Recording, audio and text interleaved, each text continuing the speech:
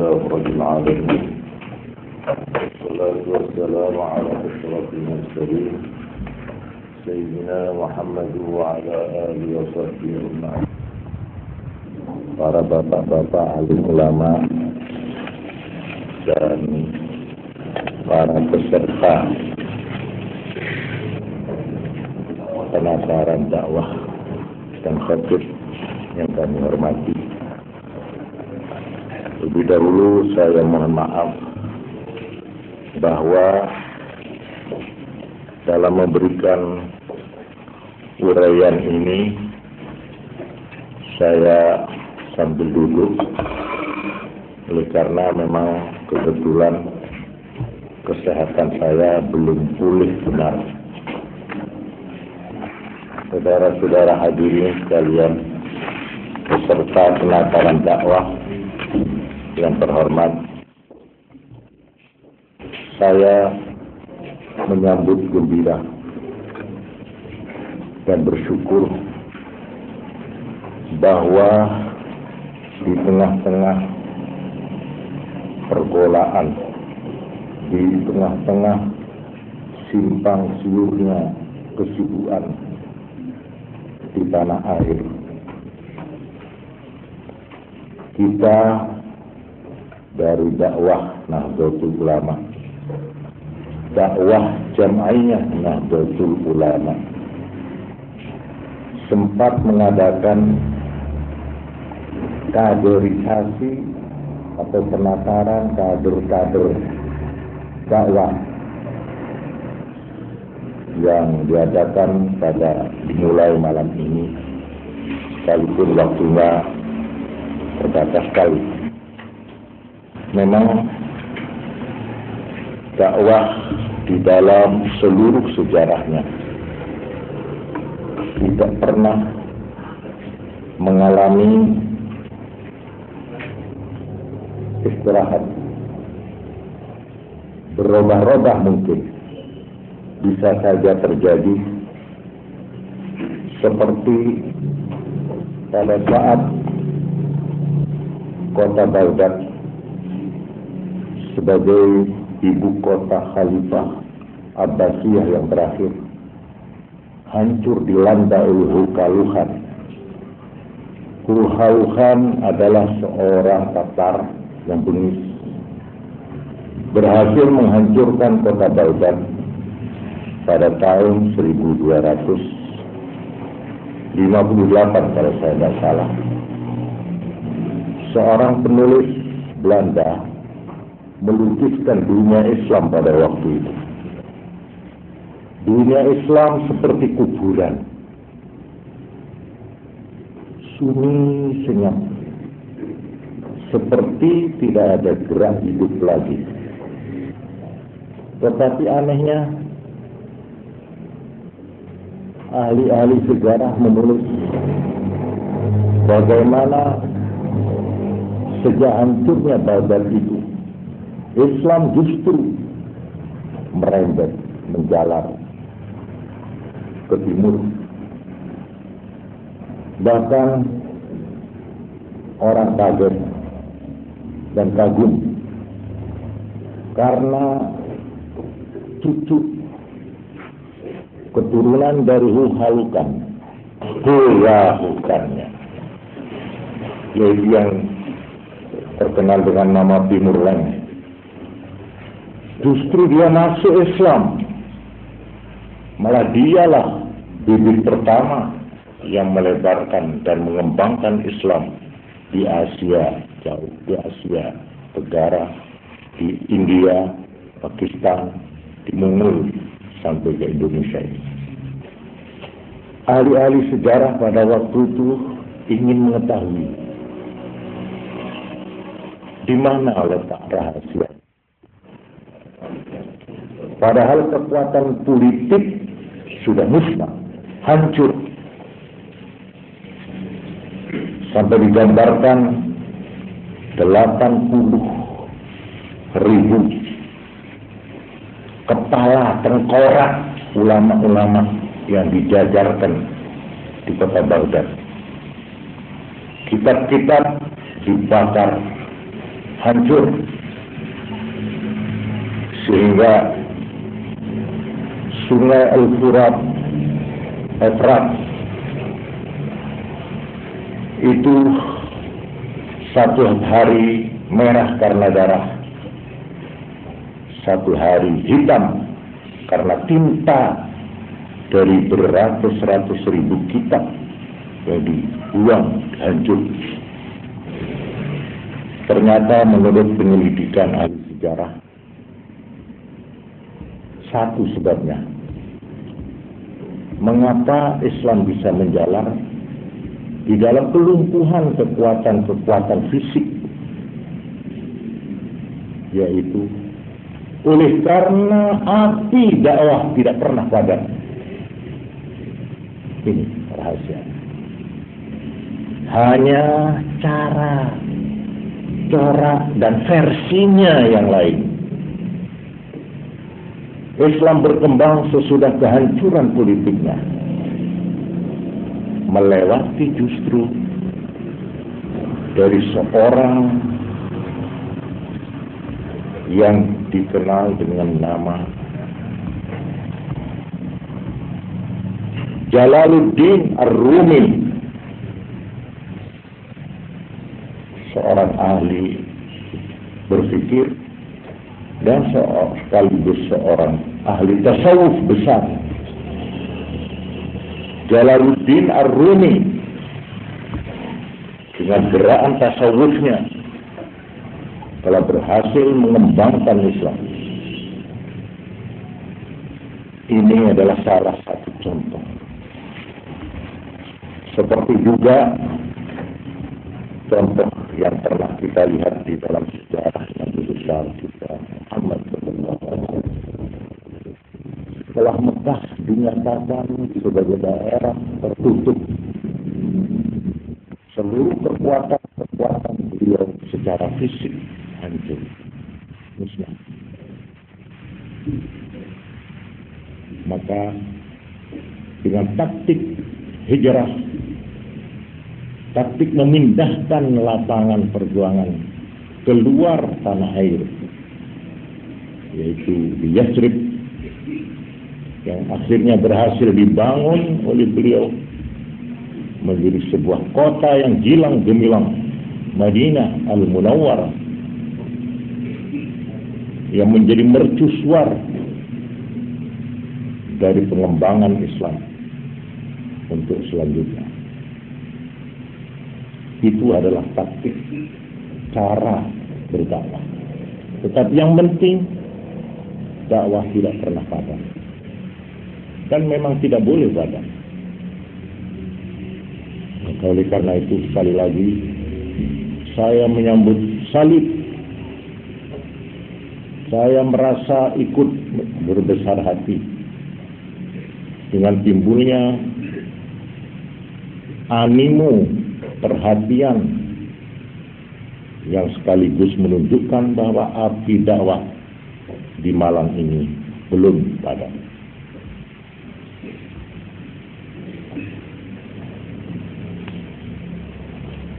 Saudara-saudara sekalian, saya mendapat bagian untuk menguraikan atau mengemukakan materi dan sekaligus metode dakwah. Materi, maddah, metode, tariqah dakwah. Saya akan mengemukakan lebih dulu acara ini dengan seluruhnya. Saya ingin menyerap dan mengambil langsung dari sumbernya, yaitu sumber dakwah, yaitu Al-Quranul Karim. Ada sebuah ayat yang membuat kagum seorang pemikir besar, yaitu Imam Abu Hamid Muhammad Ibnu Muhammad Al-Ghazali yang punya Ihya Ulumuddin, seorang sarjana besar, saya katakan, pernah dikagumkan oleh sebuah ayat, sehingga untuk itu beliau menulis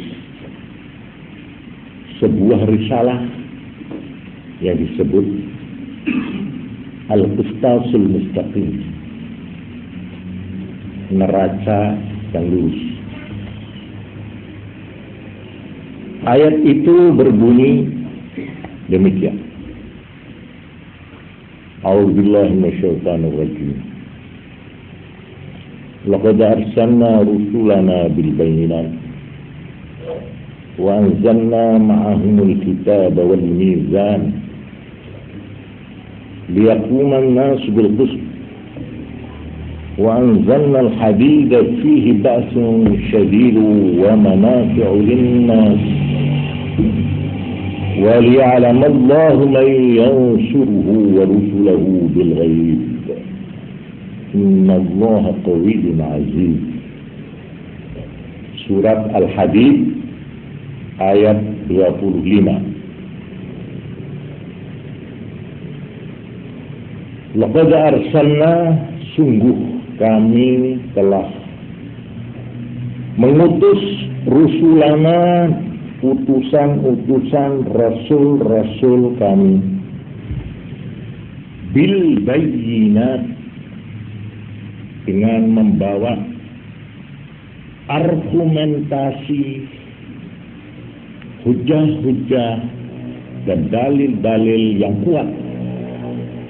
Bil bayyinat ay bid dilalat wal ayat wal hujaj. Wa anzalna, dan di samping itu wa anzalna, aku menurunkan ma'ahum, bersama mereka, utusan-utusan kami, Alkitab, kitab suci yang mengandung hukum-hukum secara terperinci, yang berisi, memuat aturan-aturan agama, cara-cara melaksanakan perintah agama. Wal mizan, di samping kitab suci aku menurunkan mizan, neraca keadilan. Liyaquman nasu bil qist, agar supaya orang menegakkan keadilan.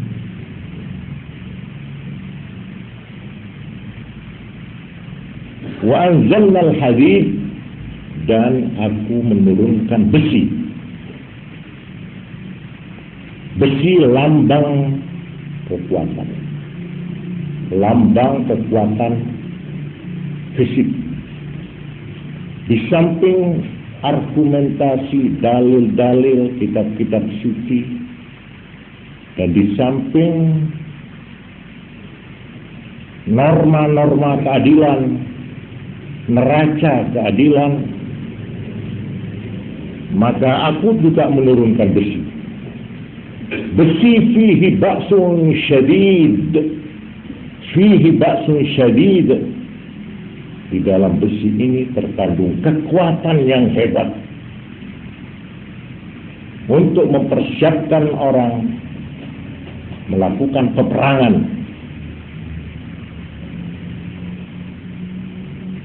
Wa manafi'u linnas, dan di dalam besi itu pula terkandung manfaat-manfaat besar untuk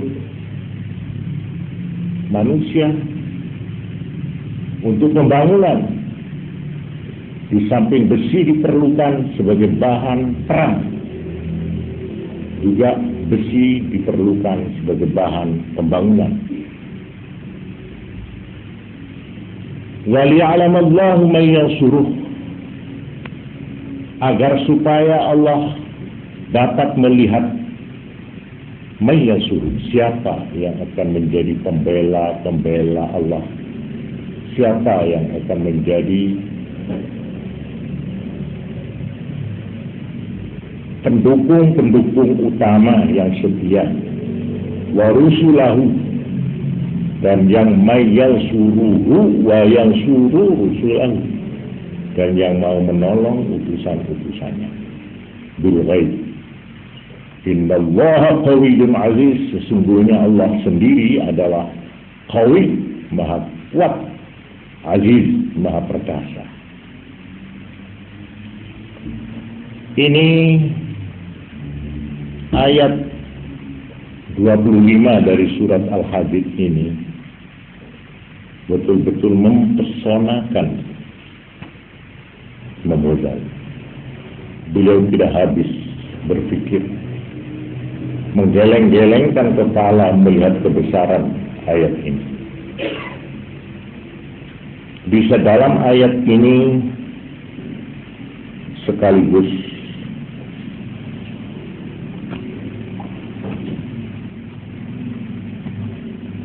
materi dan metode dakwah tercakup. Seperti juga yang dinyatakan di dalam surat An-Nahl. Surat An-Nahl ayat 125 yang sangat terkenal, yang lengkapnya berbunyi, ud'u ila sabili rabbik, ajaklah, berdakwalah engkau Muhammad, ila sabili rabbik, mengajak ke jalan Tuhanmu, yaitu agama Islam, bil hikmah wal mau'izatil hasanah wajadilhum billati hiya ahsan. Ini 3 metode. Bil hikmah, ini mohon maaf saya ingin berhenti di sini dulu mengenai hikmah. Hikmah ini di mana-mana diartikan kebijaksanaan. Semua mubaligh, semua ahli pidato, semua, malah saya lihat juga di fiqhu dakwahnya Pak Nasir, hikmah ini pun diartikan kebijaksanaan dengan cara yang bijaksana. Tetapi saya melihat di kitab-kitab tafsir, hikmah itu bukan kebijaksanaan, bukan. Antara lain seperti tersebut di dalam tafsir Al-Khazin,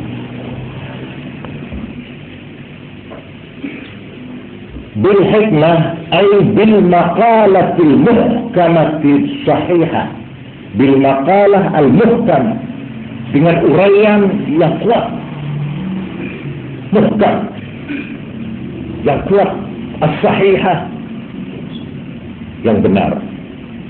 Wahia, yaitu ad-dalilul muwaddih, argumentasi yang sanggup menyingkap,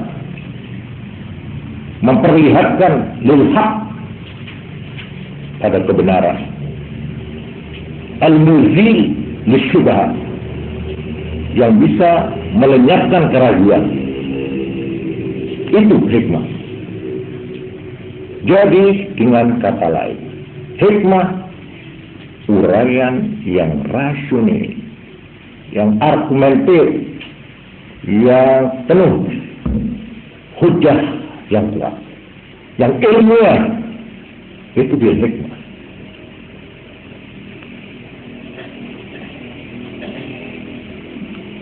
Selanjutnya di dalam tafsir itu dijelaskan, seperti juga Imam Ghazali menjelaskan di dalam Al-Qistasul Mustaqim, bahwa bil hikmah ini justru ditujukan kepada sarjana-sarjana, kepada tingkat yang berpendidikan. Di dalam tafsir Al-Khazin saya mengutip keterangan, innan nas ikhtalafu salasat aqsam Manusia ini tingkatnya berbeda-beda, ada 3 macam, 3 kelompok, 3 kategori. Al-awwal, yang pertama, humul ulama, yaitu ulama-ulama, sarjana-sarjana, al-kamilun, yang sempurna. Ashabul uqul sahihah, yang mempunyai akal yang benar.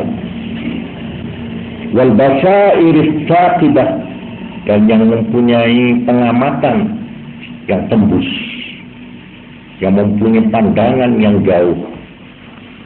Alladzina yatlubuna ma'rifatal asya', yang ingin mencari pengetahuan untuk mengetahui sesuatu, ala haqa'iqiha, menurut kenyataan, menurut hakikat yang sebenarnya. Mereka ingin tahu sesuatu menurut apa adanya, menurut apa senyatanya. Fahaula, maka golongan atau kelompok yang pertama inilah al-musyaru ilaihim, yang dimaksudkan biqaulihi, dengan firman Allah, ud'u ila sabili rabbika bil hikmah.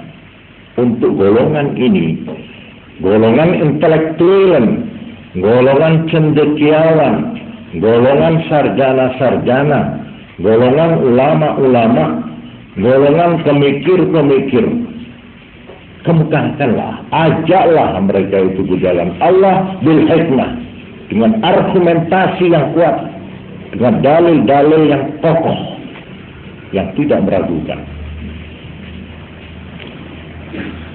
Yani ud'uhum bid-dalail al-qat'iyyah al-yaqiniyah. Ini dalam tafsir Al-Khazin. Ajaklah, berdakwahlah engkau terhadap mereka ini dengan menggunakan dalil-dalil yang qat'i, yang memantapkan, al-yaqiniyah, yang meyakinkan, hatta ya'lamul asya' bihaqa'iqiha, sehingga mereka itu bisa mengetahui dan mengenal sesuatu menurut kenyataan dan hakikat yang sebenarnya, hatta yantafi'un, sehingga mereka mendapat pengertian dan dapat manfaat, wa yanfa'un nas, dan bisa mengembangkan pengertian itu kepada manusia banyak. Mereka ini di zaman Nabi Muhammad SAW, ketika ayat ini diturunkan, wahum khawasul ulama minas sahabah, yaitu sahabat-sahabat yang terkemuka,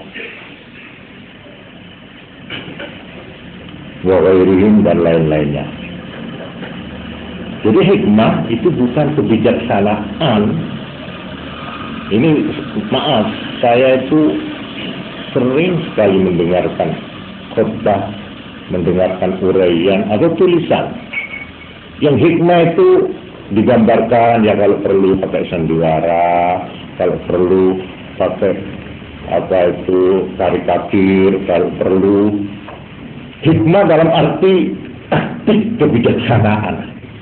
Tidak demikian. Dari kata-kata ihkam, muhkam, hikmah, mengokohkan. Hakim, ihkam fi sun'ihi, ciptaannya itu kuat, kokoh. Ini yang satu. Wal mau'izatil hasanah. Nah, ini untuk awam, untuk orang umum.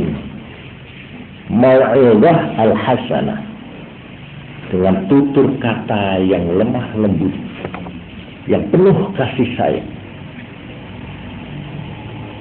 Di dalam tafsir Al-Khazin diterangkan, al-qismu tsani, manusia kelompok yang kedua, hum ashabul fitrah as-salimah, yaitu orang yang mempunyai kebersihan batin, kebersihan hati, wal khilqatil asliyah, dan mempunyai pembawaan yang masih murni, wa hum ghalibun nas, yaitu orang banyak, orang kebanyakan alladzina lam yablughu haddal kamal, yang belum sampai ke tingkat sempurna, wa lam yanzilu ila hadidin nutsan, dan tidak turun ke lembah atau ke curah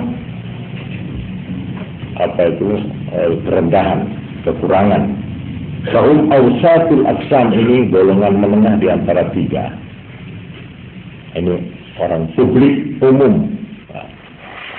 Ini metode yang dianjurkan Quran, mau'izah hasanah, tutur kata yang lemah lembut, yang penuh kasih sayang. Wajadilhum billati hiya ahsan, dan ajaklah mereka bertukar fikir, ajaklah mereka berdiskusi, ajaklah mereka berdebat billati hiya ahsan, dengan cara yang lebih baik.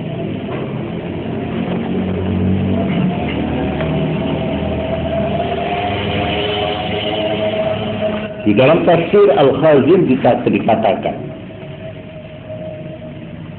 Al-Qismu Thalith, golongan yang ketiga, ashabu jidal wa khisam, mereka yang suka ribut, suka berbantah, suka berdebat. Ini ada manusia tepe, potongan debat itu ada. Ya maaf ya, potongan rewel gitu ya. Nek diomongi iki ndak cukup sepisan pindu. Gurunya ditantang malah.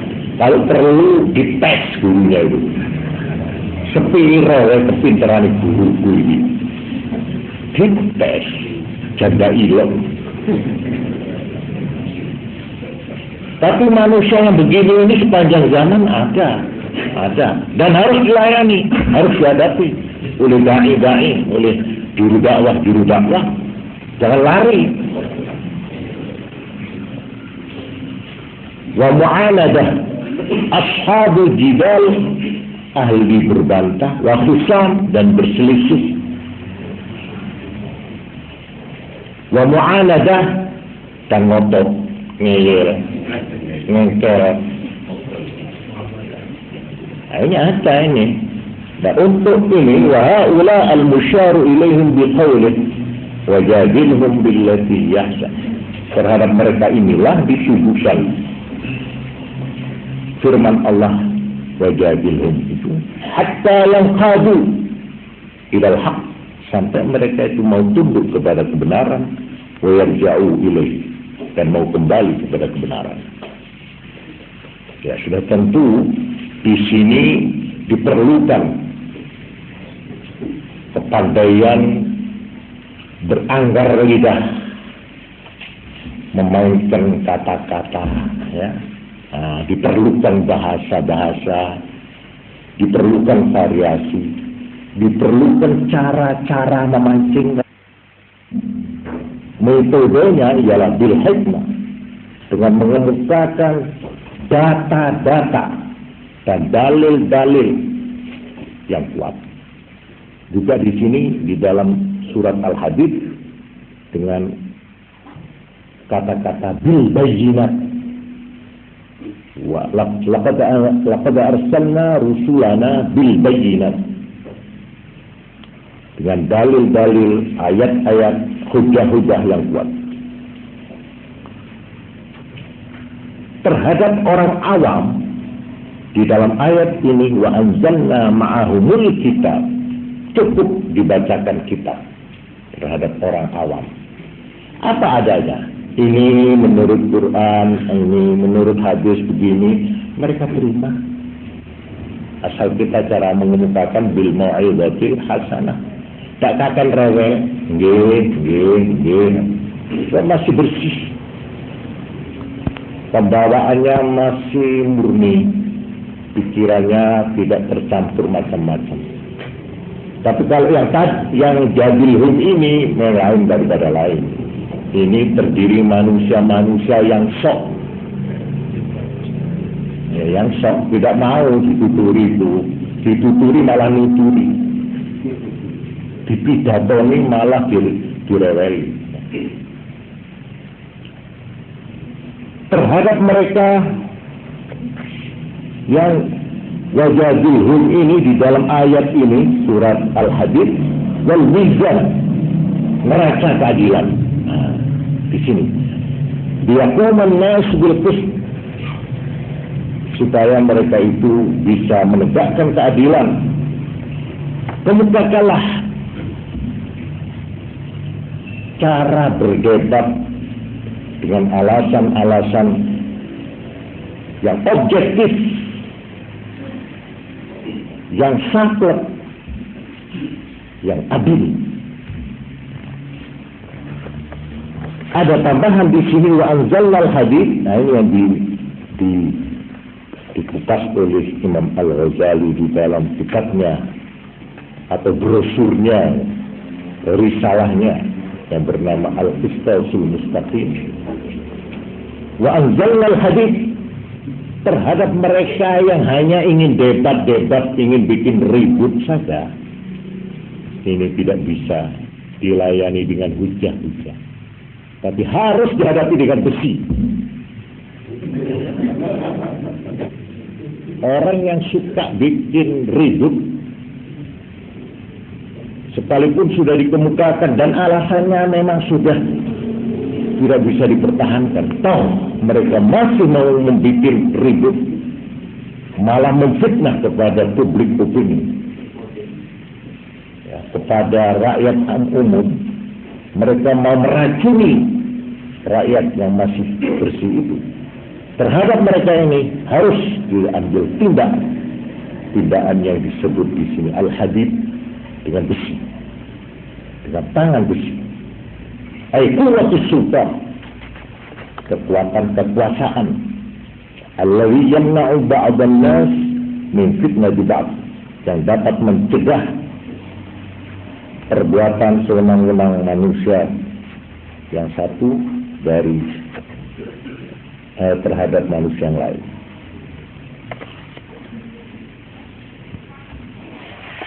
Oleh karena itu, di dalam sejarah Islam,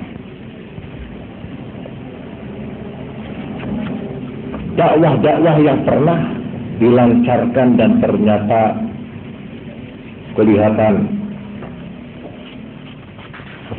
hasilnya, kita lihat ada macam-macam cara yang mereka lakukan. Cara yang pertama, umpamanya di sini saya catat dari data-data sejarah dakwah di dalam dunia Islam, yaitu langsung memperbaiki raja atau penguasa seperti yang dilakukan oleh Sher Hindi di India. Jadi dakwahnya itu ditujukan kepada penguasa yang tengah berkuasa pada saat itu. Cara dakwah ini daya tahannya sangat pendek, tetapi cepat hasilnya. Memang kalau kita itu pandai mengadakan approach, pandai mengadakan pendekatan dengan penguasa,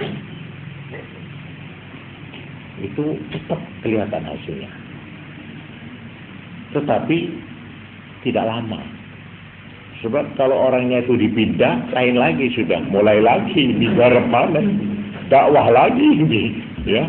Jadi setiap ada penguasa datang, ya harus dakwah. Ini cara yang pertama. Hasilnya cepat, tetapi penggarapannya harus terus-menerus. Tiap-tiap berganti raja, berganti penguasa, harus dimulai lagi dari permulaan. Ini juga termasuk dakwah ini yang besar hasilnya dan sangat diperlukan ini. Sebab penguasa ini sebagai orang yang mempunyai legalitas, mempunyai wewenang untuk melakukan tindakan-tindakan, baik tindakan pencegahan preventif maupun tindakan-tindakan untuk mengatasi keributan-keributan. Lalu cara yang kedua, ada yang lebih maju lagi. yaitu dakwah yang seperti dilancarkan oleh Muhammad ibnu Abdul Wahhab yang kita kenal dengan Wahabi di Mekah, di Hijaz. Ini Muhammad bin Abdul Wahhab, seorang ulama di Najd. Ini langsung memperoleh perlindungan dari dinasti Raja Saud. Nenek moyangnya itu sudah kenal baik dan berjanji untuk melancarkan dakwah Wahabiyahnya Muhammad ibn Abdul Wahhab. Sehingga pada saat Syarif Hussein ditumbangkan kekuasaannya di Saudi Arabia, di Padang Arabia, pada waktu itu belum disebut Saudi Arabia. Nah, ini bersama dengan masuknya Raja Saud, bersama itu pula dakwah Wahabiyah dilancarkan. Sehingga yang tidak sesuai dengan paham Wahabiyahnya Muhammad bin Abdul Wahhab itu, dengan meminjam kekuasaan dan wewenang Raja Saud, dataran Mekah dibersihkan. Sampai tempat kelahiran Nabi yang banyak dikunjungi itu dihapus, lalu dijelmakan menjadi bibliotek. Banyak yang dipapas, kuburan-kuburannya yang bersifat sejarah itu dimusnahkan karena ini katanya syirik, musyrik dan sebagainya. Dan pengajian-pengajian pada waktu itu hampir saja dilarang mengajarkan mazhab-mazhab. Sehingga akhirnya Kiai Abdul Wahhabnya Indonesia. Kalau di sana ada Muhammad bin Abdul Wahhab, di sini Abdul Wahhab bin Hasbullah. Tambah beras. Ini akhirnya tidak bisa menahan diri. Kalau Mekah, kota suci dari milik seluruh umat Islam, hanya mau dimonopoli oleh satu paham dengan meminjam kekuasaan pemerintah, maka kami sebagai orang yang bermazhab merasa berhak untuk membela hak kami. Terus kirim utusan ke sana. Nah, inilah mulai adanya Nahdlatul Ulama itu. Jadi Nahdlatul Ulama itu dilahirkan oleh gelaranya ini di Mekah itu. Sampai akhirnya diterima. Jadi orang boleh ngulangi masjid, boleh. Tapi seperti orang baca wirid-wirid yang macam-macam dilarang, tarekat dilarang, malah kalau nggak salah ya, kalau salah baca dalail nggak boleh, macam-macam waktu itu. Nah, begitulah. Ini dakwah yang langsung membonceng kekuasaan pemerintah, dibantu sepenuhnya, bahkan dipertahankan dengan menggunakan segala legalitas dan fasilitas kekuasaan pemerintah. Ini cara yang kedua yang pernah berhasil, dan berhasilnya ini hebat sekali. Ini cara yang kedua. Ada lagi yang karena tekanan, maka dakwah dilakukan dalam bentuk bersenjata, yaitu seperti yang dilakukan oleh Ahmad bin Irfan di India, sehingga beliau berhasil mendirikan kerajaan Islam di India Utara.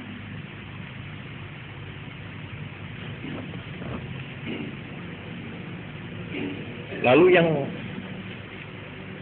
keempat, menurut catatan saya, dakwah yang tidak memakai rapat-rapat umum, pidato-pidato enggak. Tapi caranya ini mengadakan approach perorangan, personal approach. Hanya orang-orang tertentu saja, orang-orang yang dianggap penting saja yang didakwai. Ini dilakukan oleh Jamaluddin Al-Afghani. Ini pemimpin timur yang telah berhasil menggugah dunia Islam terhadap imperialisme barat. Bukan dengan pidato yang berarti di alun-alun, tidak. Tapi dia datang, tokoh si A, tokoh B, tokoh C. Dia dakwah.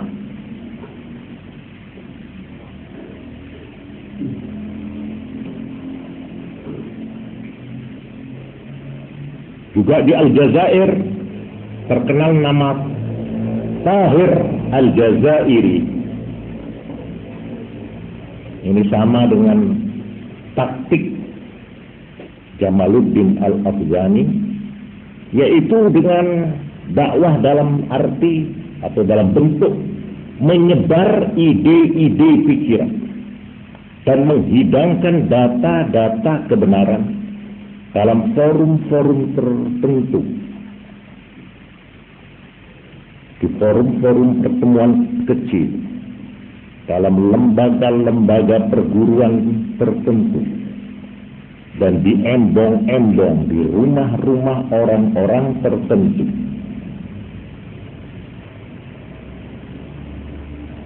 Dan Jamaluddin Al-Afghani ini sekalipun tidak lama berdiam di Mesir, tetapi dia berhasil menanam wakilnya, yaitu Muhammad Abduh.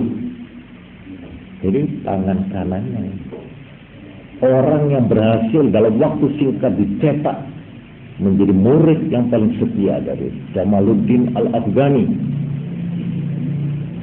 yang pada waktu beliau dikejar-kejar oleh imperialisme di mana-mana, negara-negara penjajah yang menjajah negeri-negeri Islam itu mengejar-ngejar dia. Akhirnya satu waktu ada terjadi dialog antara Jamaluddin Al-Afghani dan Muhammad Abduh. Kata Muhammad Abduh, kata guru, saya ingin mengemukakan pikiran baru. Ya, apa?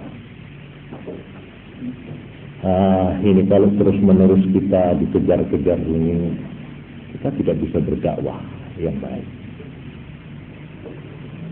Bapak silakan terus, tapi saya akan menempuh jalan lain. Saya akan mengumpulkan 10 anak muda. Saya akan mengumpulkan tunas-tunas muda, 10 orang. Akan saya bawa ke tengah-tengah padang pasir yang sunyi. Di sana akan saya gembleng seluruh ide dan cita-cita kita pindahkan kepada anak 10. Dan tiap-tiap anak ini harus sanggup mengembangkan kepada 10 lagi temannya. Ini yang di dalam taktik komunis disebut Salenbau. Ini jangan dianggap bukan dakwah yang hebat. Jangan dikira dakwah itu hanya pidato saja. Ini lebih hebat dari pidato. Lebih hebat sih. Ya bukan saya merendahkan pidato. Jadi artinya kalau pidato repot, jangan dikira ada pidato apa saiki izin repot sama. Bukan pidato saja, jalan dakwah banyak.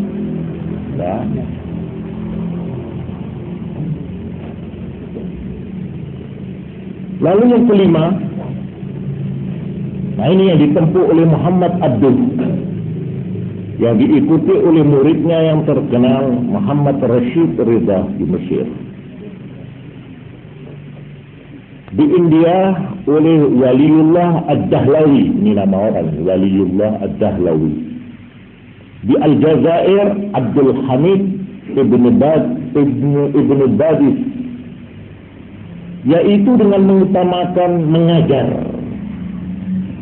menulis karangan-karangan ilmiah, menyiarkan kembali, menggali dan menyiarkan kembali peninggalan lama yang positif, yang masih baik. dikembangkan secara tertib dan secara diam-diam, tidak rame-rame. Ini hasilnya ternyata hebat sekali. Dan Muhammad Abduh ini namanya akan tercatat dengan tinta emas di kalangan pengikut-pengikutnya, karena jasanya tidak terhenti hanya dalam zaman hidupnya saja. Sampai sekarang pun, sampai detik ini pun, pengaruh itu masih terus menjalar dan bekerja. Ini cara yang kelima yang saya tulis. Yang keenam, khusus semata-mata berdakwah melewati surat kabar, majalah, karangan-karangan berkala. Dan untuk itu disediakan percetakan sendiri. Memang ditandani. Jadi jangan sampai bergantung kepada pasang surutnya percetakan. Tapi dia sendiri punya percetakan sendiri. Yang khusus melewati karangan-karangan ini yang tercatat. Pertama yang terkenal Muhajjuddin Al-Khatib di Mesir dengan majalah dan surat kabarnya Al-Fatah. Saya pada waktu mondok masih menangis, sering pondok Begureng itu dikirimi ini Al-Fatah dari Mesir. Muhajjuddin Al-Khatib yang penanya bukan main, tajamnya. Biarpun dipisahkan ribuan mil antara orangnya dan kami yang menerima dakwahnya itu, seolah-olah kami itu melihat Muhajjuddin di muka mata, dengan seolah-olah tangannya itu begini bisa bertepakar. Begitu hebatnya penanya Muhajjuddin Al-Khatib. Dan ada lagi penulis besar yang namanya hidup sepanjang zaman, yaitu Al-Amir Syakib Arsalan. Al-Amir Syakib Arsalan, seorang analis, seorang tukang analisa sejarah. Dialah yang membetulkan tulisan, yang mengomentari tulisannya Lawrence Stoddard, penulis Amerika, ahli sejarah. Nah, ini yang diterjemah dalam bahasa Arab, Hadirul Alamil Islami.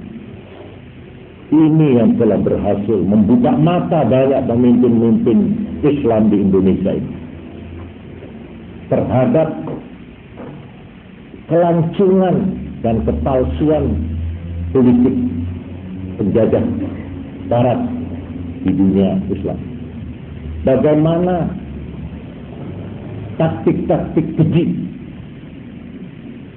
yang dilansirkan, yang dilancarkan oleh tangan-tangan kotor dari penjajah terhadap kebudayaan rakyat yang terjajah, terutama ditujukan kepada umat Islam. Ini terbuka mata pemimpin-pemimpin Islam di Indonesia ini oleh penanya Al-Amir Syakib Arsalan.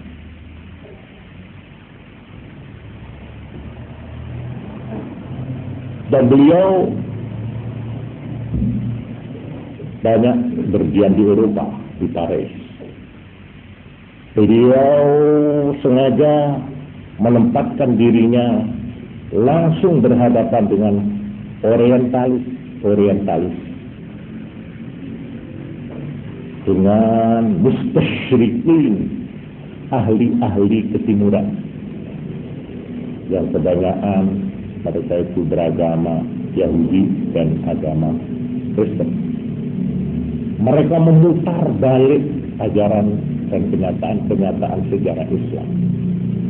Mereka banyak mengelabui, meninabobokan rakyat terjajah dengan memutar balik ajaran Islam.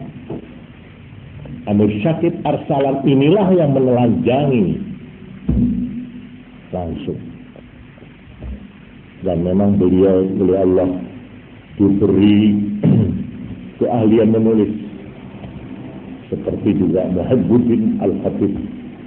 Kalau boleh saya membedakan, Muhibbuddin Al-Khatib adalah orator dengan penanya, ahli pidato yang bisa menggelorakan semangat generasi muda dengan penanya. Tetapi kalau Amir Syakib Arsalan, dia bisa membawa orang mempopulerkan hal-hal yang ilmiah.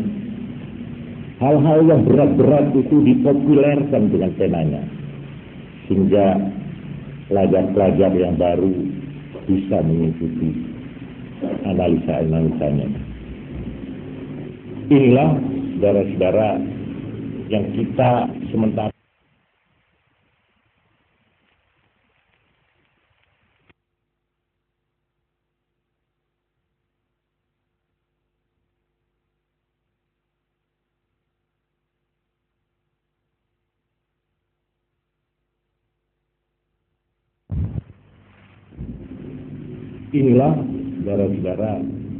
yang kita sementara ini saya catat beberapa cara-cara dakwah, metode-metode dakwah yang dilakukan di dunia Islam. Memang di samping itu memang ada khusus jam'iyah, organisasi yang memang spesial untuk dakwah, seperti Abul A'la Al-Maududi di Pakistan. Ini mempunyai perkumpulan yang namanya Al-Jama'atul Islamiyah. Al-Jama'atul Islamiyah ini merupakan organisasi yang paling baik dalam arti perorganisasian dakwah dan pengkaderan yang berhasil.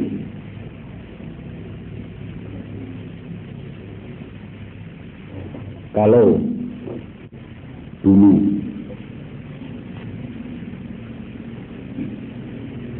Dr. Muhammad Iqbal, penyair besar Pakistan, ditandai dengan syairnya dia telah berhasil membangun masyarakat Islam yang tertindas pada waktu itu.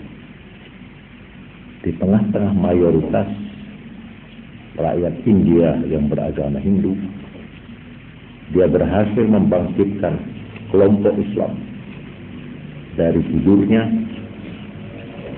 sehingga tidak salah kalau dikatakan bukan Ali Jinnah, bukan Ali Janah, Ali Jinnah yang mendirikan Pakistan, tapi sebenarnya arsiteknya adalah Muhammad Iqbal ini. Kalau kemarin disebut nama Iqbal, maka sekarang sesudah Pakistan berdiri, arsiteknya yang kedua adalah Abul A'la Al-Maududi.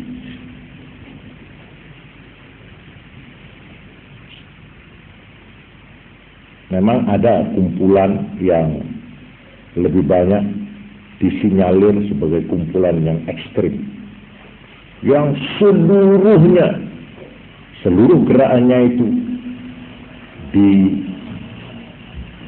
didorong oleh semangat dakwah yang berkobar-kobar, yang terkenal dengan nama Al-Ikhwanul Muslimun, yang dipimpin oleh Syekh Hasan Al-Banna di Mesir, tapi akhirnya dibubarkan.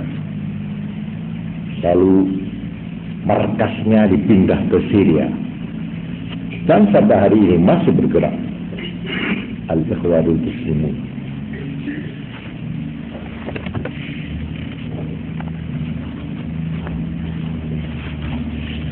Jadi sekali lagi saya kembali lagi bahwa terhadap orang yang sok debat kita hadapi. Islam tidak boleh merasa kekurangan bahan. Islam dengan Qur'annya telah menantang mulai 14 abad yang lalu. Siapa yang sanggup? Silakan panggil ahli-ahli sejarah, ahli-ahli fikirmu untuk membuat semacam Quran, satu surat saja. Bukan saja bahasanya, tapi isinya juga. Ini tantangan. Terus artinya Quran memang sengaja ditinggalkan dan tidak akan bakal turun lagi Quran atau wahyu yang kedua. Itu terakhir. Ini dijamin oleh Allah sebagai perbendaharaan yang tidak pernah kering. Dan sebuah kitab, sebuah ajaran yang boleh diuji. Masukkan ke laboratorium dimanapun di dunia ini, silahkan. Nah, oleh karena itu, kalau kita sudah yakin demikian, maka kita sebagai da'i tidak boleh ragu untuk menghadapi kelompok-kelompok yang suka debat, yang suka berdiskusi, yang macam-macam secara ilmiah. Ya, kalau memang kita tidak mampu, bukan atau jangan menyalahkan Quran. Kalau Qurannya tidak punya salah apa-apa, yang salah ini ya awak-awakan ini.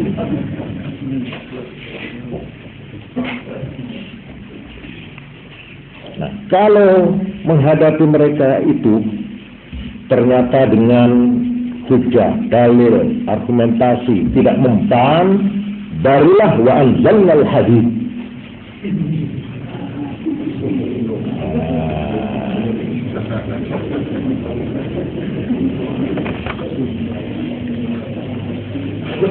Jadi kalau kita simpulkan, jadi untuk selanjutnya bapak-bapak, saudara-saudara yang ingin mengetahui keterangan saya ini secara letterlek, silahkan membuka tafsir Al-Khazin ya, mengenai ini mengenai surat An-Nahl. Jadi ud'u ila sabili rabbik itu surat Nahl. Nah, itu cari tafsirnya Al-Khazin, persis yang saya kemukakan. Yang kalau kita simpulkan, metode dakwah menurut Al-Quran itu ada 3. Ya, kalau sudah Quran memberikan petunjuk, saya kira ya kita tidak perlu cari metode keluar, iya kan? Nah, cuma diperhalus, dipermak apa diapa lagi itu terserah lah ya. Tapi garisnya itu 3. Satu, kalau boleh saya jabarkan atau saya salin dengan bebas, metode yang pertama ialah metode penghidangan data-data dan argumentasi ilmiah akliyah. Ini bukan kita itu di dalam berdakwah nadanya seperti nada guru menghadapi murid, tidak, tapi merupakan penghidangan. Silakan pokoknya cara warung padang. Dari Padang itu segala macam masakan ditokno kabeh. Saya belum kenal waktu itu ya, masuk kok akeh tak, saya tidak punya uang. Loh, ndak pilih mana yang sampean suka ini gitu. Ada ide utuh, ada macam-macam sak baki gede ditaruh di meja. Saya nggak tunggu duit karek sidik ya. Nah, ini silahkan pilih mana. Jadi tidak ada paksaan, tidak ada nguroni rene, tapi secara laki-laki, secara satria kemukakan alasan-alasan. Jadi jangan kamu memberi kesimpulan, biar mereka yang mengambil kesimpulan. Kamu hanya kemukakan saja kenyataan-kenyataan, ajaran-ajaran, hujah-hujah Islam. Ini alasan-alasan yang ilmiah itu. Sudah itu tinggal turu.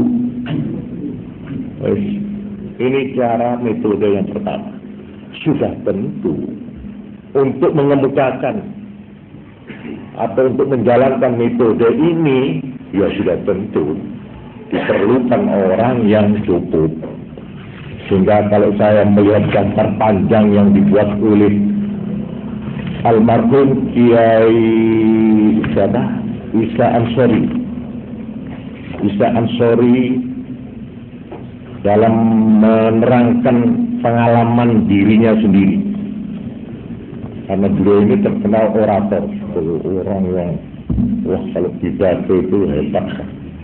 Nah ini ternyata beliau ini punya pengalaman. Beliau menulis di dalam sebuah tulisannya, Shahibud Da'wah, seorang yang memang ingin sukses berhasil sebagai da'i, sedikitnya ini deretan saya tulis di sini, diperlukan untuk memiliki satu ilmu pengetahuan Islam, supaya dia mampu memandang Islam secara kebulatan, secara totalitas. Jangan hanya melihat Islam dari satu segi saja. Ilmu tafsir, ilmu hadis, ilmu mustalahul hadis, ilmu tauhid, ilmu fiqh, ilmu usulul fiqh, ilmu akhlak, ilmu tasawuf. Ini kalau memang ingin seperti tadi itu, ya, bukan kenyataan, data-data, argumentasi ilmiah, terus tinggal dulu. Nah, untuk itu, kecuali ilmu pengetahuan Islam, dia perlu mengetahui ilmu perbandingan agama, perlu ilmu pengetahuan umum, terutama ilmu sejarah Islam, sejarah umum, sejarah dunia, sejarah Indonesia. Dan di samping tentang sejarah juga sedikit banyak dia harus mengenal tentang ilmu falsafat, ilmu kebudayaan dan kesenian, ilmu politik, ilmunya bukan praktek. Sebab beda ini, ada orang tanpa ilmu praktek politik pinter, ada. Tapi ada orang yang ngerti teori politik, tapi dia tidak pernah praktek politik. Nah ini da'i yang ingin berhasil, dia harus memiliki ilmu politik, baik politik Islam, politik nasional maupun politik internasional. Juga ilmu ekonomi, sekalipun tidak mendalam, dia harus mengenal hukum-hukum ekonomi, terutama ilmu sosiologi, ilmu masyarakat. Ini seorang dai yang ingin berhasil, tidak mungkin dia akan berhasil tanpa memiliki pengetahuan sosiologi. Juga di samping itu ilmu-ilmu seperti psikologi, ilmu jiwa, masa psikologi. Malahan juga dia kalau ingin sanggup berdiri tegak di tengah-tengah pertarungan macam-macam ideologi, dia harus mengenal perbandingan ideologi. Dia harus jangan-jangan apa pokoknya Quran hadis beres. Itu loh, tidak, ini justru untuk mengokohkan dalil-dalil kita. Sebab di mana perlu kita itu menyerang dengan dakwah atau reaksir, mempertahankan, mereakseni kadang-kadang, atau menandingi keterangan. Karena itu kita harus mengenal ideologi komunisme, marxisme, sosialisme, dan sebagainya. Nah kemudian pengetahuan umum yang lain-lain pun harus. Karena itu gongnya seorang dai yang ingin berhasil, dua hal yang dia tidak boleh, haram dia tidak melakukan. Apa? Ya ini kalau boleh pakai haram ya. Yaitu membaca. Seorang dai yang tidak mau membaca, mantik dia. Sama dengan dokter sekarang. Saya ada teman dokter, dia bilang pada saya, sudah Pak, jadi dokter sekarang tidak belajar, tidak membaca 1 hari, saya bukan dokter lagi. Apa? Dukun. Loh kenapa? Begitu majulah sekarang perkembangan penyakitnya ya maju, obatnya ya maju. Lah ini kalau dokternya itu cuma cukup dari kuliah-kuliah, diktat waktu dia masuk sekolah dulu, sudah jadi dukun, Mbak. Karena itu harus betul Imam Syafi'i waktu berkata, kalau seorang sudah merasa pintar, nah dia mulai dulu. Karena itu baca, sekali lagi baca buku-buku karangan baru bahasa Indonesia. Ya syukur kalau memiliki kepandaian bahasa Inggris, bahasa lain-lainnya. Terus baca. Dan yang kedua yang tidak boleh ditinggalkan, yaitu banyak mendengarkan dan memperluas pergaulan. Jangan mengurung dirinya. Dia harus berani berhadapan dengan orang yang berbeda paham. Ya, berkenalan, tukar pikiran. Ya maaf, itu bukan saya membanggakan. Saya ini alhamdulillah ya, sedikit banyak mengamalkan ini. Saya terus terang, saya ini tidak pernah sekolah SD, tidak pernah. Saya ya cuma gitu, nyolong-nyolong ilmu wong. Sana kula itu. Sampai dengan tokoh-tokoh mereka itu, saya datang ke rumahnya. Jangan, duduk ikhwan. Jadi duduk ikhwan tidak dijak omong. Jangan, biar ikhwan tidak ikhwan. Apakah dia itu lawan? Apa-apa, ngomong malah orang lain yang bermusuh itu ya, kalau sudah berdebat-debat itu malah lebih tonjol malah. Sebab mestinya jago dong, jangan sampai menyinggung perasaan dan gitu kan. Jadi ngomong enak, santai hanya sekali. Ya kalau memang perang di podium ya itu memang wedi. Tapi kalau sudah nemoni yang luruh ini disuguhi kopi lalu rokokan, malah sebenarnya ngerokok koreknya begini. Kita ngomong enak. Dan Masya Allah, ilmu yang kita kuras dari sana banyak sekali. Banyak. Karena itu, seorang yang ingin hidup, da'i yang hidup, da'i yang dinamis, da'i yang tidak kehabisan bahan, da'i yang tidak usah mencari-cari kitab apa, buku apa yang harus saya pergunakan. Kitab terbuka. Bergaul, jangan mengurung, jangan membatasi pergaulan. Bergaulah dengan siapapun. Berdalillah kebenaran itu adalah milik orang Islam yang hilang. Dimanapun dia berada, itu milik kita. Itu.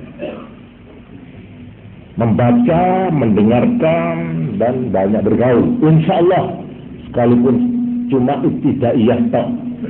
Iya, ini maaf ini. Jangan kalah sama Dr. Randes IAIN. Betul. Itu ada orangnya ini.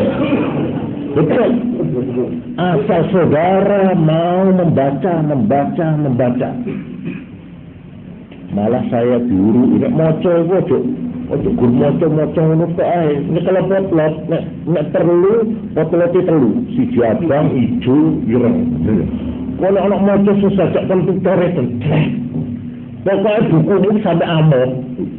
Itu caranya moco dan melepuh dan merasuk.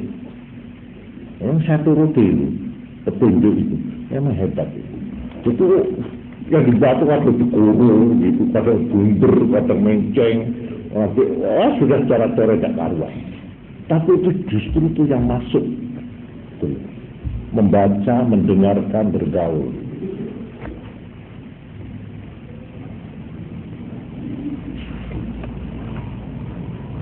Ini metode yang pertama.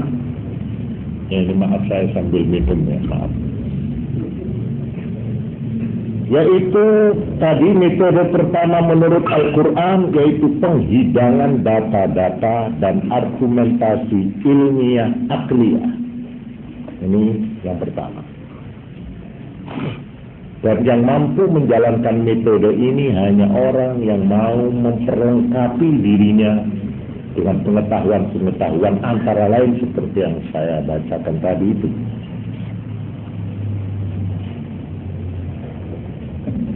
Lalu metode yang kedua menurut Al-Quran,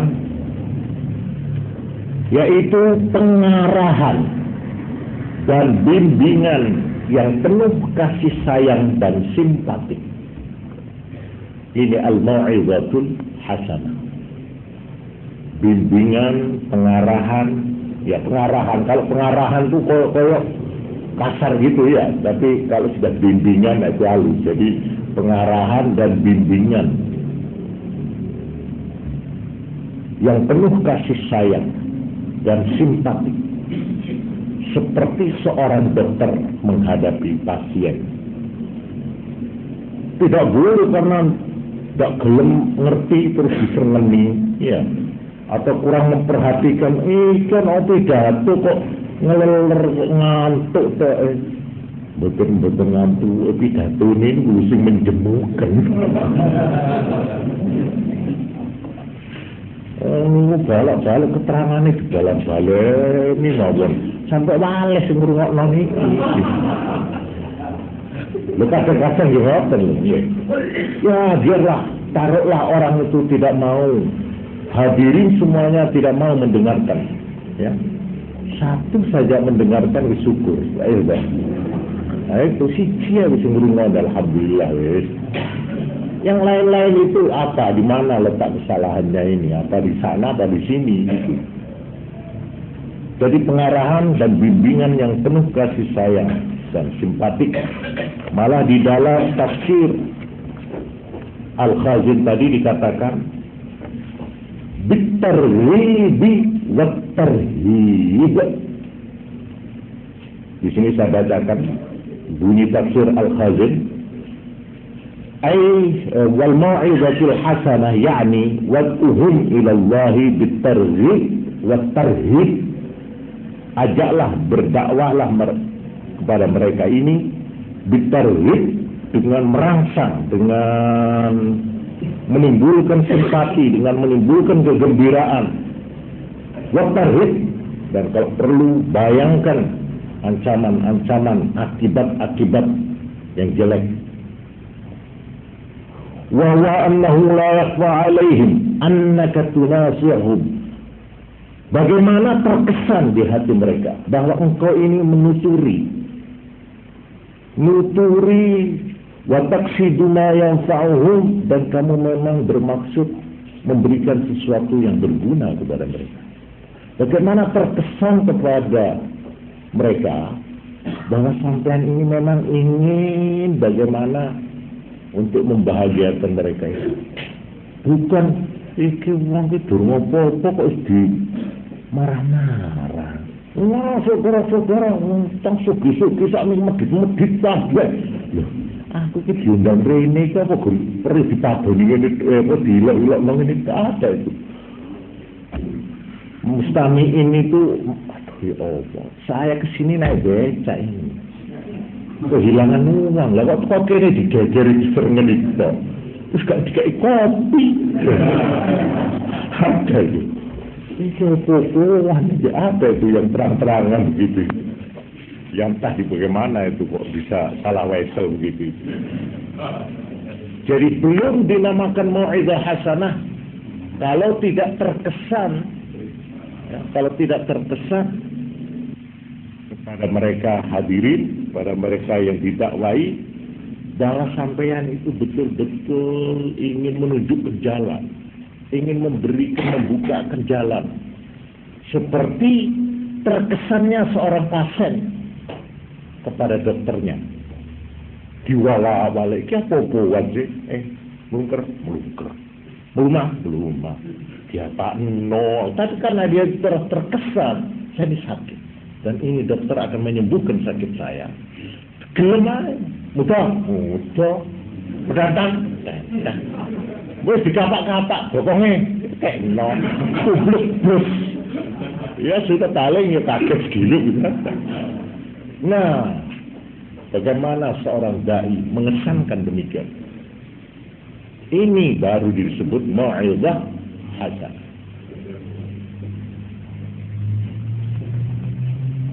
Kesimpulan yang ketiga, metode yang dikemukakan oleh Al-Quran, yaitu kalau disalin diskusi dan polemik yang saklek, objektif, serta sopan.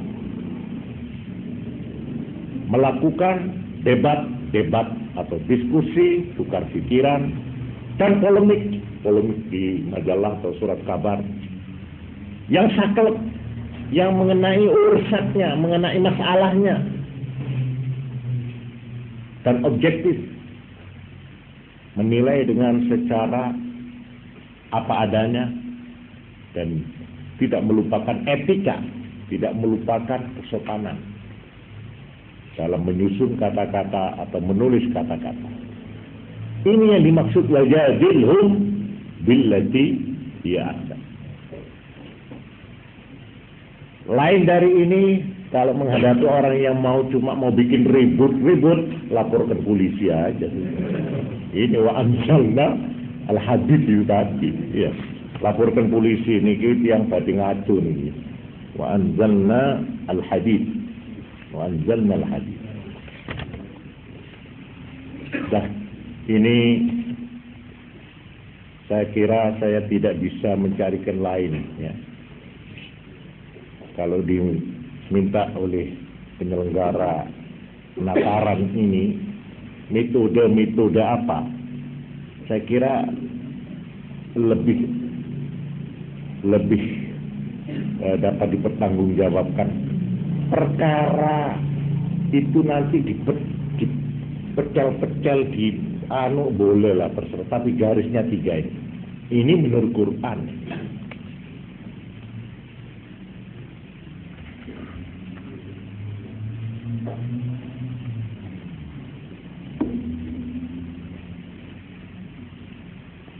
Saudara-saudara sekalian, tentang materi ini memang kalau boleh saya simpulkan, memang simpel sekali. Sudah tentu yang kita mau dakwah ilallah ya. Ad'u ilallah ana wa man ittaba'ani ala basiratin ana wa man ittaba'ani. Ya, dakwah ilallah pada agama. Karena itu sebut saja Islam dan keislaman. Ini dakwah itu, Islam dan keislaman. Cuma Islam dan keislaman ini saya ingin bacakan beberapa contoh. Di dalam Al-Quran ada khitab, ada firman Allah yang ditujukan kepada agama-agama lain, terhadap agama-agama lain, yaitu dalam surat Al-Ma'idah ayat 48. Likullin ja'alna minkum syir'atan wa minhaja. Untuk masing-masing golongan agama, Allah telah membuatkan syariah, aturan agama, wa minhaja, dan jalan. Ini kenyataan, apalagi di Indonesia. Kita ini hidup di dalam suatu masyarakat yang majmuk. Masyarakat yang segala agama ada di situ. Nah, terhadap kenyataan ini Quran memberikan petunjuk. Walau sya'allahu laja'alakum ummatan wahidah. Jangan kamu bernafsu untuk mengislamkan semuanya. Tidak bisa. Jangan. Pernah Nabi digegeri oleh pangeran. pernah. Coba Kanjeng Nabi itu saking kepinginnya wong mlebu swarga kabeh. Iya. Bagaimana sampai koyok maksa-maksa.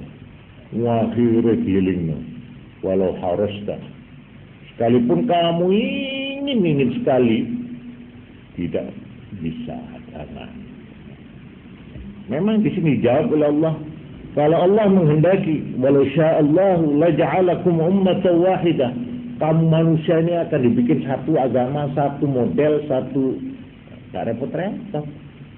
Dapat apa kok? Iya ben repot iki maksudnya.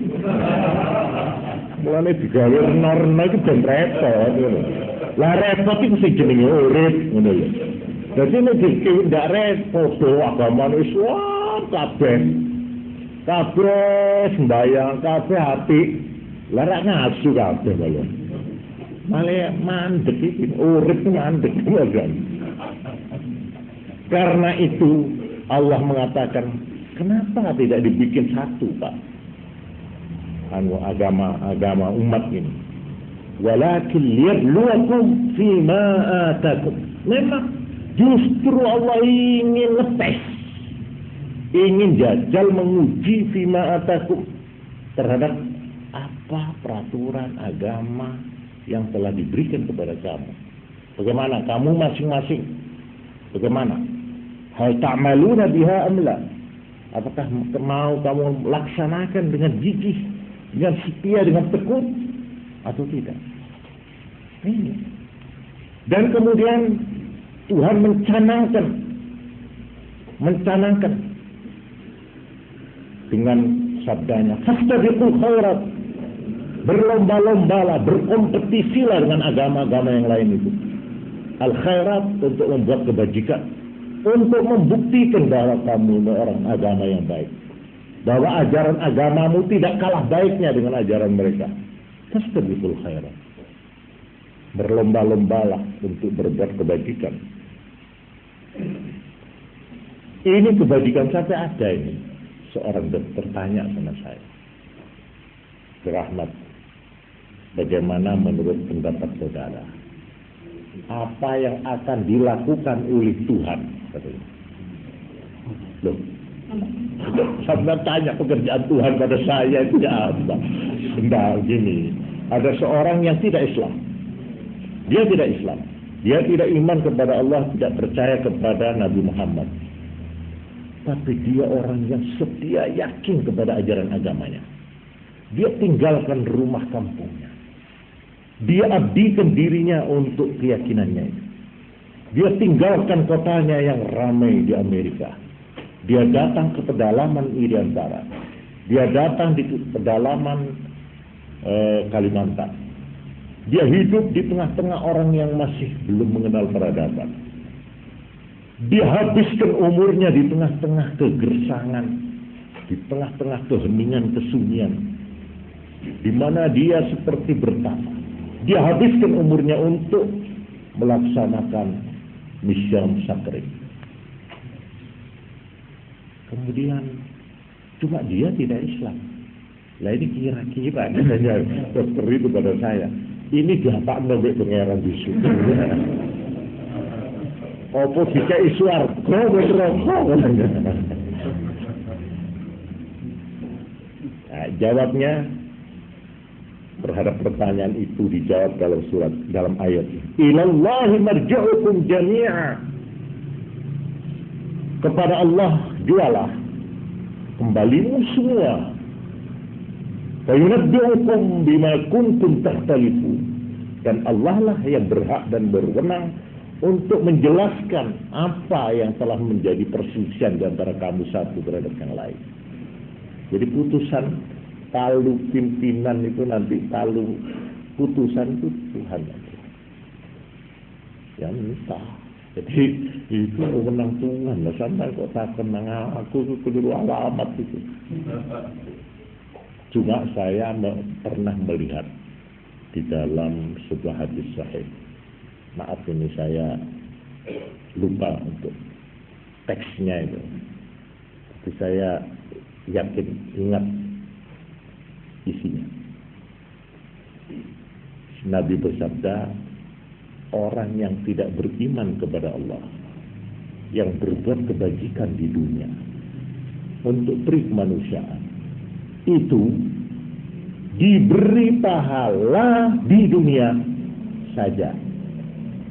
Namanya terkenal, namanya disanjung, namanya tertulis dalam sejarah, dan semua orang senang hasil macam-macam yang bersifat dunia ini. Itu hadis sahih. Lah, di akhirat, nah ini jangan tanya itu. Ya, tunggu tanggal mainnya saja. Ini kalau diskusi tunggu tanggal mainnya. Ya nanti aja, golek terus mati aja terus besok ngersane Allah ya apa. Ini maksudnya itu ilallahi marji'ukum jami'a fa yunabbi'ukum bima kuntum takhtalifun. Ini tersebut dalam surat Al-Maidah ayat 48. Saya kira ini termasuk materi yang perlu dipunyai, dimiliki oleh tiap dai untuk menghadapi macam-macam agama. Tetapi ayat ini yang surat Al-Maidah ayat 48 ini, permulaannya ayat wa anzalna ilaikal kitaba bil haqqi musaddiqan lima baina yadayhi minal kitabi wa muhaiminan alaihi. Muhammad, aku benar telah menurunkan kepada engkau sebuah kitab suci Al-Quran dengan membawa kebenaran yang kuat. Yang Quran ini membenarkan isi-isi yang baik dari kitab-kitab suci sebelumnya. Wa muhaiminan alaih, dan yang menjadi barometer dan untuk mengetes mana yang benar dari Allah, mana yang tidak, Quran. Ini janji atau jaminan dari Allah bahwa Quran ini sekaligus untuk menjadi pengukur kitab-kitab sebelumnya. Fahkum bainahum bima anzalallah, jangan ragu kamu. Putusilah hukum menurut apa yang telah diturunkan oleh Allah. Sebab ini orang Yahudi pada waktu itu mengadukan perkara, minta putusan pada Nabi. Nah ini turun ayat ini. Wala tattabi' ahwa'ahum, jangan kamu ikuti keinginan-keinginan mereka. Itu amma ja'aka minal haqq, untuk tidak mengikuti apa yang datang padamu yang berupa kebenaran ini. Bagaimanapun mereka, jangan kamu turuti. Ikutilah garis lurus ini dari Allah. Tapi ya itu terus disambung likullin ja'alna, itu tadi seterusnya. Ini saya kira perlu dimengerti, dipahami apa maksudnya. Jadi ini sebagian tafsir, ya ahli tafsir mengatakan fastabiqul khairat khitabun li ummati Muhammad. Ini hanya ditujukan kepada umatnya Kanjeng Nabi tok. Tapi kalau menurut urutan ayat, ya, itu jelas ini ditujukan semua. Berkompetisilah. Ya ini, kalau orang Kristen bikin ini, bisa bikin kamu. Jangan cuma gerundel aja. Itu bikin begini, ya. Tapi ini gak iso, ojo putus asa. Ya wis. Aku tak iso ngono karena ngene ndak ono. Aku tak gawe ngene. Loh, ada imbangannya itu. Jangan cuma ngene tok. Lah kan apa ndak ono. Iki ngedum ngerto itu. Ada orang itu yang ribut karpe dhewe. Ngalor ngidul apa keadaan sekarang. Ngalor ngidul dia ngono tok. Yang coba ini. Wah, hasil kalau kabeh itu jadi urusannya awak ini. Sekarang ditakon lah sampai mau ke penggawean, tahu no. Pengurus yo ndak, donatur yo ndak. Dak melo apa, tapi iso. Wah. Analisa saya sekarang ngeri ini keadaannya. Coba. Ya ini maaf, ini memang saya itu pernah masuk muda saya ya, waktu dulu saya itu waktu GPI. Wah, saya paling semangat. Saya dikapok akhirnya oleh seorang bapak pemimpin yang tidak perlu saya sebut namanya. Saya itu datang bertamu itu ya hanu saya itu. Ya. Pak, saya pokoknya seperti koyok yoyo. Ya maklum masih muda. Ini Pak, itu bapak saya memimpin politikus besar dia itu. Saya cerita, keadaan situasi akhirnya semua omelan saya itu didengarkan, sudah selesai. Terus dia tanya apa? Tidak menanggapi. Saudara di cabang jadi apa? Utek saya. Ditakoni ngono kok pelembungan entek. Sampean ini di cabang bagian apa? Kok begitu tanyanya? Ya akhirnya saya jawab bagian pendidikan. Lah kok ngurusi pertahanan? Ini kan masalah keamanan yang sampean terangkan tuh. Lah bagaimana kan pendidikan? Iya Pak. Saking oleh kepingin ya hanu. Pompong kepetuk karo si kiai ini, wah.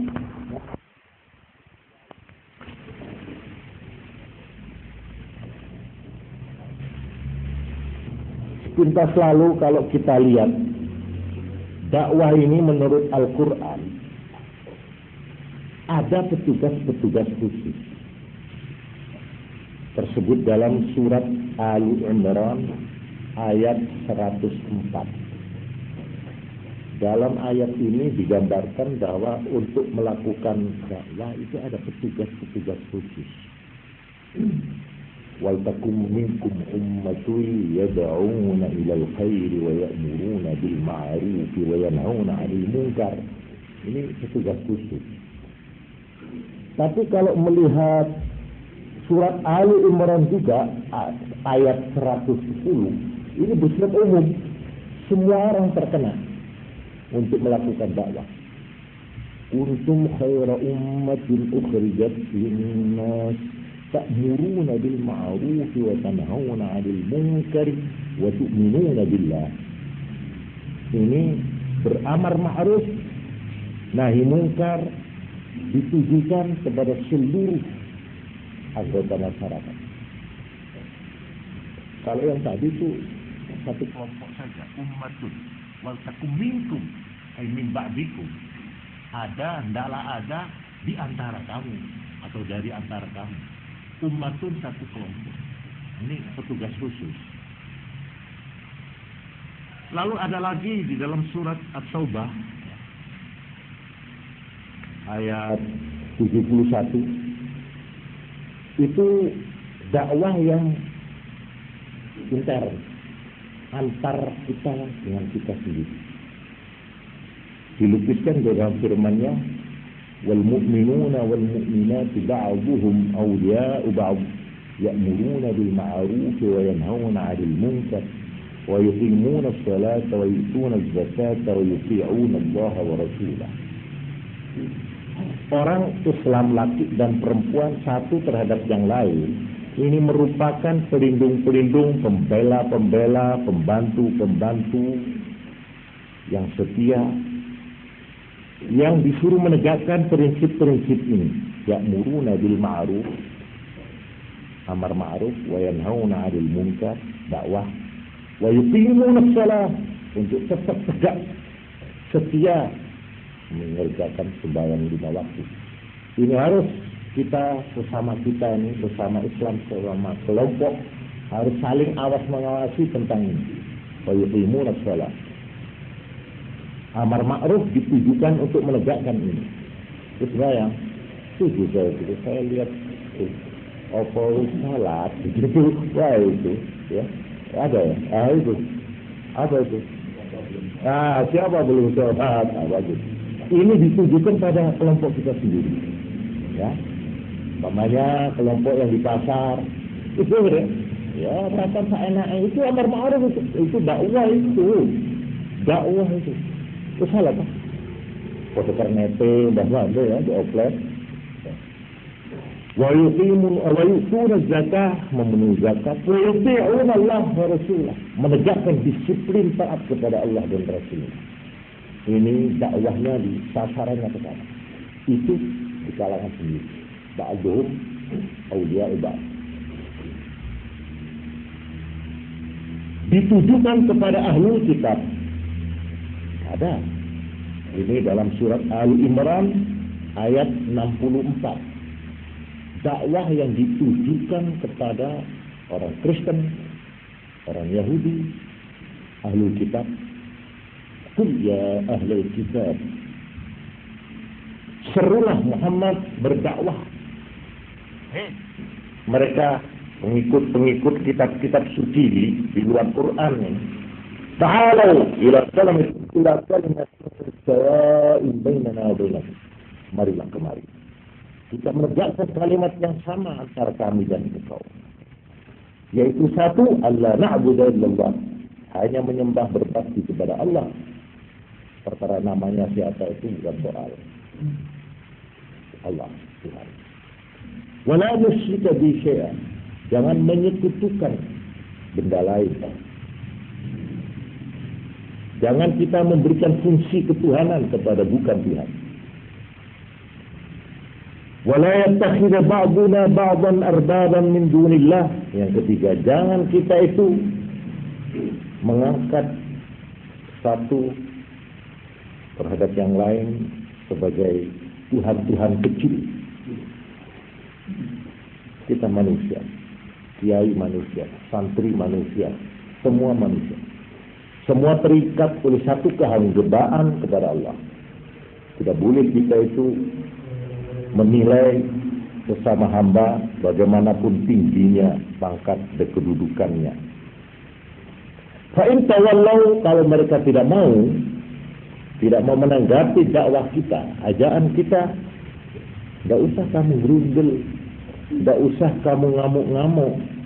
Faqulu syahadu bi anna muslimun. Maka katakan kepada mereka, cukup tuan-tuan, saksikanlah bahwa kami adalah orang-orang yang menyerahkan diri muslim, menyerahkan diri secara total kepada Allah.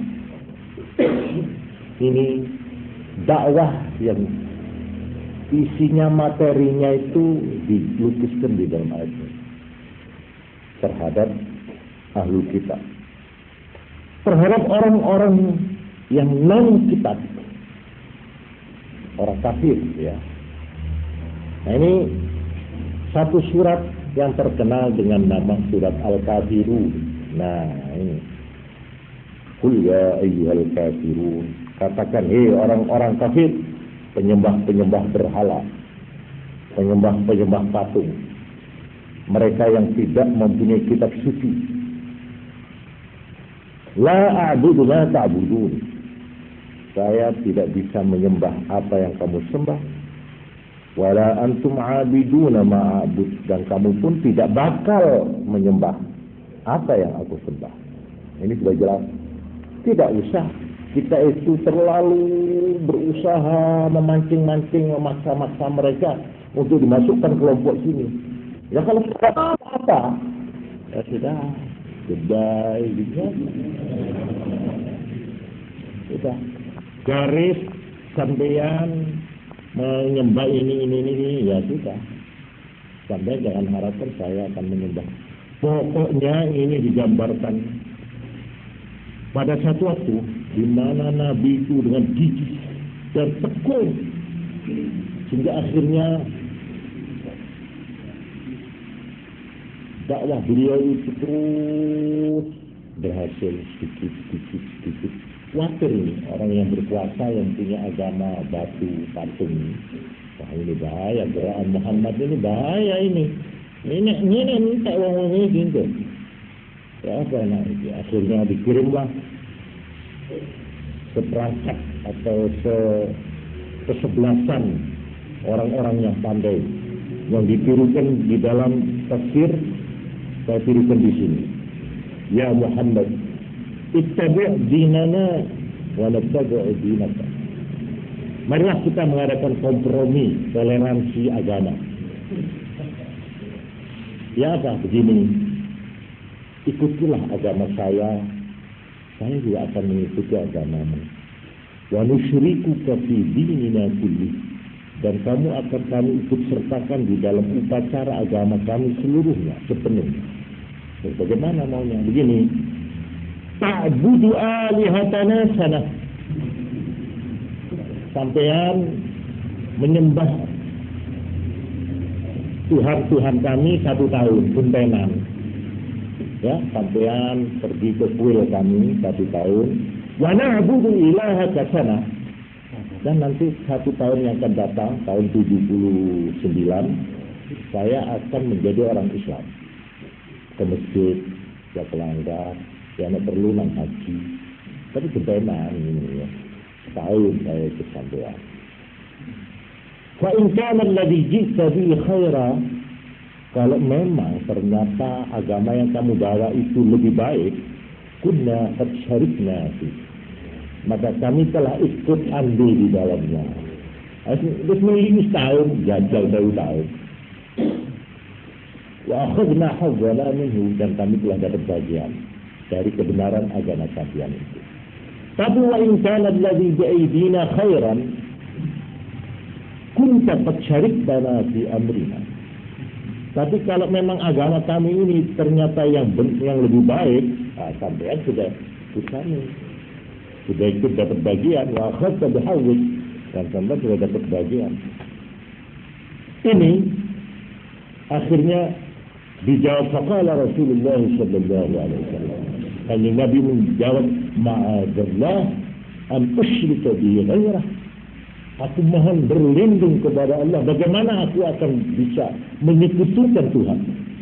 Ini agama bukan soal kompromi-kompromian. Agama itu keyakinan hidup, bukan main-main, bukan main kartu orang beragama. Naik kartu bisa disilinglah, ditukar boleh. Baik, akhirnya mereka mundur. Datang lagi satu waktu. Faqalu fastalim ba'da alihatina nusabbitu wa na'budu ilahat. Ini untuk menyatakan etikat kami yang baik kepada sampean. Yang mana? Begini aja. Tuhan kami ini banyak. Ya sudah, tidak perlu sampean terima semua. Sebagian saja. Jadi tidak sepenuhnya sampean melakukan upacara persis seperti upacara agama saya. Sebagian saja sampai ikut menghormat gitu aja. Ya sedikit saja. Kala Kanjeng Nabi memang berat menghadapi tawaran yang menunjukkan etikat baik dari pihak orang yang selama ini menjadi lawan, coba. Tidak kompromi, tidak api-apian, masa gini, masa ngomong. Akhirnya dijawab, hatta anzura ma ya'ti min Rabbi. Saya tunda dulu, saya belum bisa jawab. Tunggu sampai Tuhan datang membawa wahyu, mengirim wahyu kepada saya. Fa'anzalallah, qul ya ayyuhal kafirun. Maka turunlah ayat ini, qul ya ayyuhal kafirun. Di dalam hal ini tidak ada sinkretisme. Sinkretis itu ada sinkretis, sinkro. Apa? Perpaduan. Di gadu-gadu, iya. Sampai kita itu dulu mau sore, ya cok mutlak-mutlakan menurut. Jangan terlalu absolut. Jadi ya memberi yang menerima. Saya menerima Islam tapi CPI. Lah sampai yang menerima yang satu CPI, tapi enak gitu. Budak ini gitu ya. Nah ini terus akhirnya turun ayat ini yang tegas-tegas memberikan garis, malah diulang-ulang. Ini watakrar ayla fil hal wala fil mustaqbal. Ya ayyuhal kafirun, hei orang-orang kafir penyembah patung. La a'budu ma ta'budun, aku tidak menyembah apa yang kamu sembah. Wala antum a'biduna ma a'bud, dan kamu pun sekarang tidak akan menyembah apa yang saya sembah. Wala